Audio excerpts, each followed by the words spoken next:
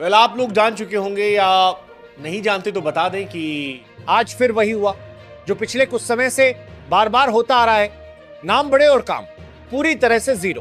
भारतीय पारी शुरू होती है और रोहित शर्मा क्रीज पर आते हैं। उम्मीद होती है आज रोहित तूफान लाएंगे, लेकिन 13 गेंद, सिर्फ 11 रन और फिर एक आसान सा कैच।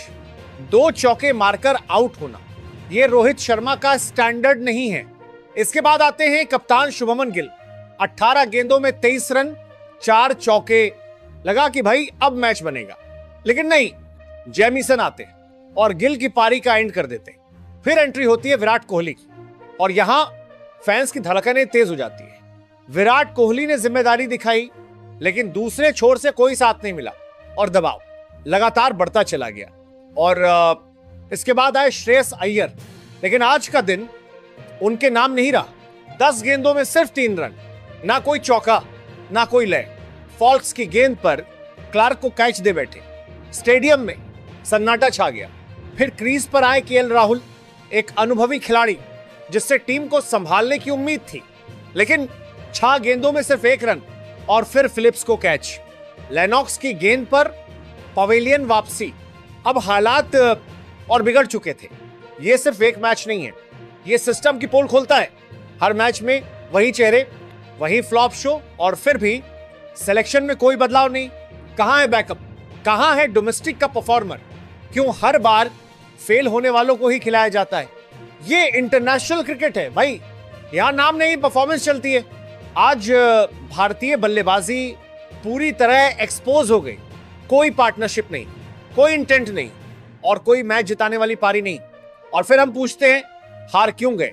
जब top order fail, middle order fail और लोअर ऑर्डर से उम्मीद ही नहीं। अब बात करते हैं शुरू से। तीसरे वनडे मुकाबले में न्यूजीलैंड ने भारत का ऐसा सफाया किया जिसे भारतीय फैंस लंबे समय तक भूल नहीं पाएंगे। भारत बनाम न्यूजीलैंड 3 मैचों की ओडीआई सीरीज का आखिरी मुकाबला।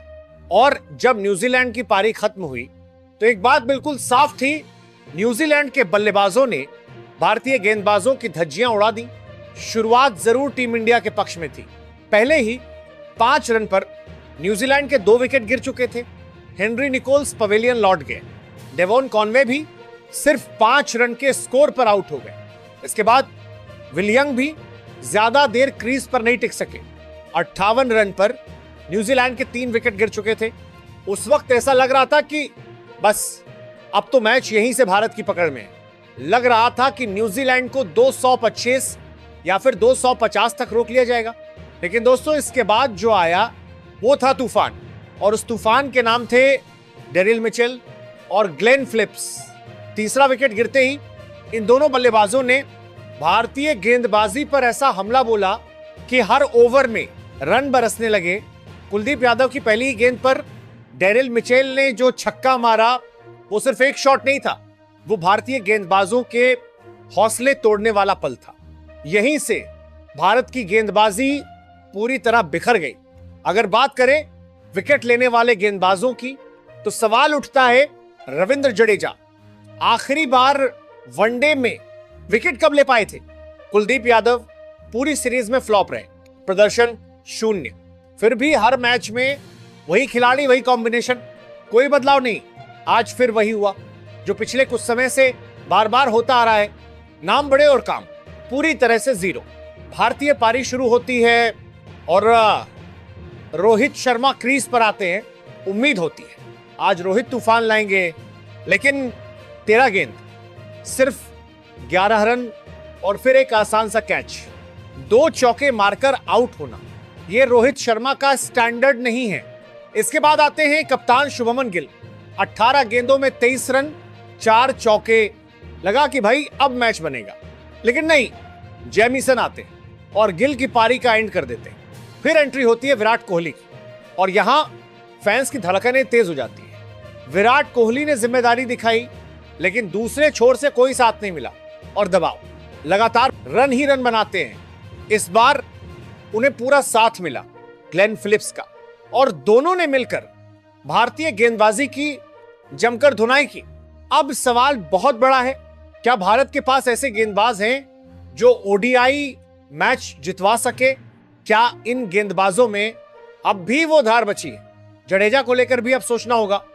2027 वर्ल्ड कप तक क्या वो ओडीआई में फिट बैठते हैं?